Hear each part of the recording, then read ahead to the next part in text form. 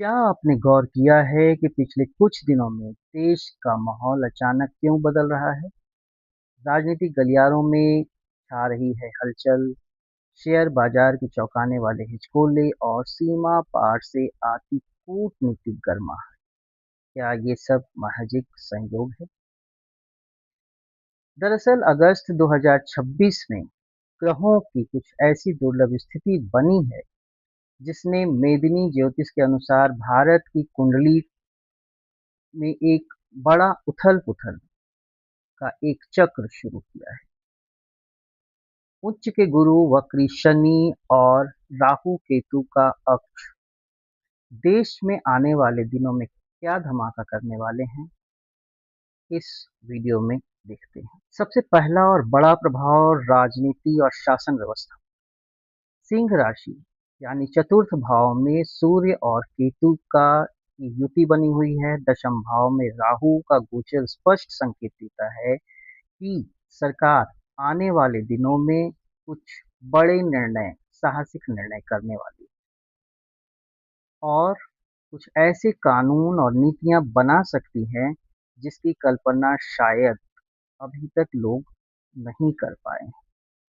लेकिन दूसरी ओर की एक स्थिति और बनती है कि एक जनमानस में असंतोष की स्थिति भी रहेगी। राजनीतिक बयानबाजी वैसे तो रेगुलर प्रोसेस में रहती है, लेकिन इस समय और तीखापन लाने का संकेत है। संसद से लेकर सड़कों तक वैचारिक गर्माहट बढ़ने की। अब हम लोग बात करते हैं कि भारत की अर्थव्यवस्था पर इसका क्या प्रभाव पड़ने वाला है। भारत के द्वितीय भाव में मंगल का गोचर शेयर बाजार और बैंकिंग सेक्टर में अचानक बड़े उतार चढ़ाव ला सकता है। अगर आप कोई बड़ा निवेश करने वाले हैं, बड़े निवेशक हैं, तो इस समय आप अपने कोई भी निर्णय काफी सोच समझ कर लें।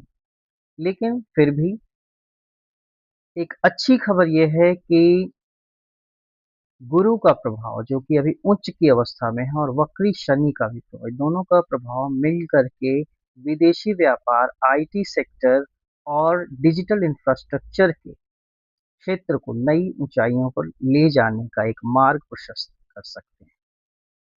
भारत में विदेशी निवेश का एक नया दौर शुरू हो सकता है। तीसरा महत्वपूर्ण बिंदु है, वो है सीमा सुरक्षा और वैदेशिक संबंध, विदेशों से हमारा संबंध, फॉरेन रिलेशंस।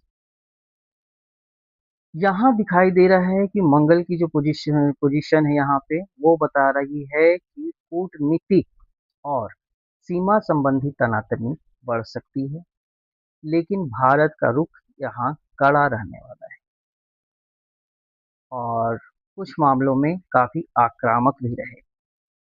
रक्षा सौदों और सैन्य तैयारियों में तेजी में दिखाई देगी, लेकिन जो शनि की स्थिति है वो जल तत्व की राशि में है, तो बारिश और जल भराव, मौसमी बीमारी, ऐसी समस्याओं से परेशानी हो सकती है। कुछ एक क्षेत्रों में, खास तौर से अगर देखा जाए तो पूर्वी क्षेत्र और उत्तरी क्षेत्र में बारिश से विशेष परेशानी होगी। क्या आपको भी लगता है कि भारत में आने वाले समय में कुछ नीतिगत बदलाव होने वाले हैं? अगर ऐसा है तो आप हमें कमेंट सेक्शन में अपनी राय ज़रूर बताइए।